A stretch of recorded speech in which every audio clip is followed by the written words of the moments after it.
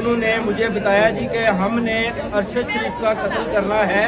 اور عمران خان کا بھی کرنا ہے،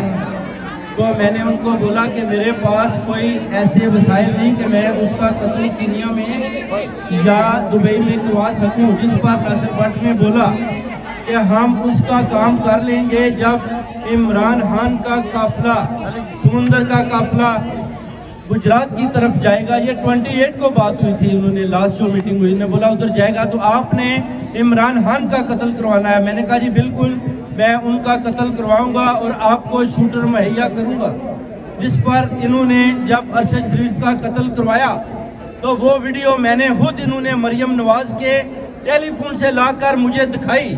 جب میں نے دیکھا اس کو برہنہ کر کے یہ لوگ اس کو مار رہے تھے اور یہ بڑے ہنس رہے تھے تو میرا ضمیر جاگا اور میں نے